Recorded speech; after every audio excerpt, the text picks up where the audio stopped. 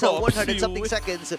At si Edward, naku, sisilipin na si James Punks. Susubukan ata kung gano'ng karaming moves ang dala-dala niya dito. Habang si Renji, level 10 parang din naman. Ngayon pumasok na agad! Andun yung kanyang mga flash combos. At mamamatay na kagad si Edward dito habang yung Pagong ay buhay pa rin. Kalahati yung buhay dito ni Der. Habang si Kekidot naman ay nakapag-reach na rin. Ang bilis bumalik yung buhay niya. Habang si James Punks ay nakakuha na ng Pagong.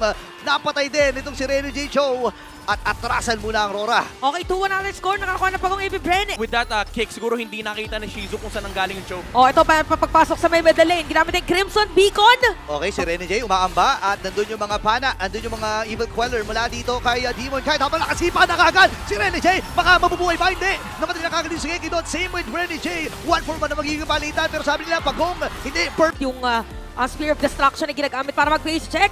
Siya yata ang gustong habulin. Ayan o. O, diba? Diba? Nabitawan na kagad pero Purify naman from Doming Kite. Habang sa may madalikuran, pumasok ulit si Rene J. Doming Kite will kill. Nakadalawa na kagad dito. Itong si Doming, pumapaldo na talaga. Demon Kite na nakakuha rin ng kill. Man who has trained the skill 1,000 times. Ayan, may pag-setup play na naman. Papasok ang mga players. Okay, si Der ay bumive na nga rin pero naliit ang buhay niya. Sige, ganun na una. Mula Balikuran! dito kay Yue habang sa Demon Kite sa likod. Hindi na madedepensahan pero magkakaroon ng minion wave ang AB Bren. Pilit na sisiraan yung Torres sa gitna. So, skirt ako, mag-isa lang siya.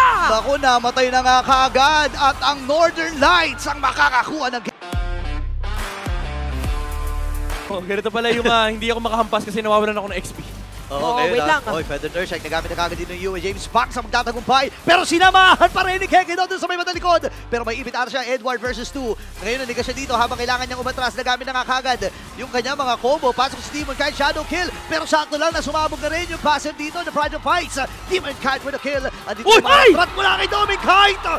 Ni Doming Kite. And ngayon, lalo pang magiging malaki problema yan. Skirt! Alam niya na walang Pride of Fights. So, nakakuha kagad ng isa dito si Demon Kite. 4v5 Ayo, sobra. Imagine mo, nando ka sa dot bush, abot mo yung orange bush. Oh, Rene J? Wait na, kung sino yung nagamit na. Sino ang ibabato? Sabi ni Keke, sige si Rene J na, pero masakit!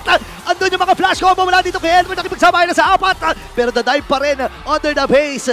Ngayon na si Edward ay... Si Keke doon, nakita niya, sabi niya mukhang marami to ha. Nag-conceal. Kita. Okay, na-ejector na kagad dito si Rene J. Pero ayun na ginamit siya para mapalayo. Ngayon naman ni Shadow Kill mula dito. Demon Kite rather. Habang Feather Shark mula dito kay Yue. Demon Kite nakakuha na ng kill. Atras muna siya dito. Ngayon may mamamatay din si Der. Mula dito kay Doming Kite, nakadalawa na kaagad ang Smiling Demon. Si James Punks na dito na. Ginamit niya yung kanyang retribution pero makakasunod na siya. At tinamaan pa ng... Boy, si Kekidot, defendable pa ba to dahil meron silang mga bit-bit na minion para hindi na maglo-lord. Hindi na yata maglo-lord ang Aurora. Mahirap na to, 2 seconds para kay Kekidot at hindi na nila mapipigilan ang pag-arang...